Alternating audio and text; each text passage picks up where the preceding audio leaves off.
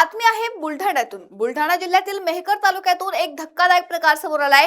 जिजामाता विद्यालयात 10वीच्या वर्गात शिकणाऱ्या तन्मय खंडागळे या विद्यार्थ्याला शिक्षकाकडून बेदम मारहाण करण्यात आल्याचा गंभीर आरोप करण्यात आलाय। दुपारी 1 वाजण्याच्या सुमारास विद्यार्थ्याने शिक्षकांना प्रश्न विचारला आणि याच कारणावरून शिक्षकाने त्याला मारहाण केल्याचा आरोप आहे। या मारहाणीत तन्मयच्या पाठीवर मोठ्या प्रमाणात लाल चट्टे पडल्याचं कुटुंबियांनी सांगितलंय। या आरोपामुळे शिक्षण व्यवस्थेवर प्रश्नचिन्ह उपस्थित झालंय। दरम्यान या संपूर्ण घटनेसंदर्भात विद्यार्थ्यांची बातचीत केली आहे आमचे प्रतिनिधी गणेश सवडतरकर यांनी।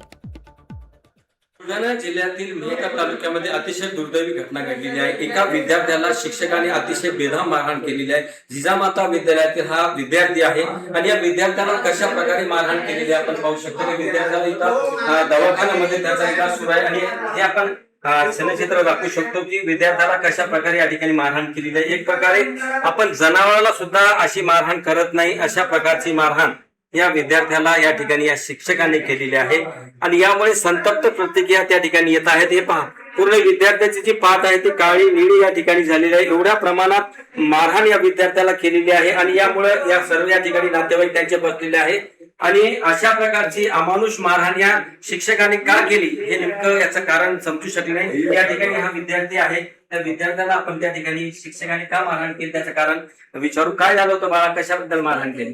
मी सर नंबर विचारला होता, 10 अंकी 0 नंबर होते।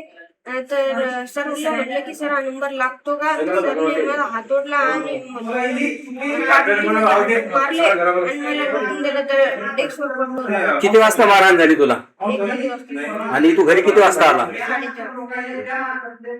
म्हणजे आईला सांगू दिलं नाही तुला? आई वडिलांना सांगू दिलं नाही? तुला घरी पाठवलं नाही एवढं मारल्यानंतर? शिक्षक म्हणत की घरी सांगू नको, हे शाळेतल्या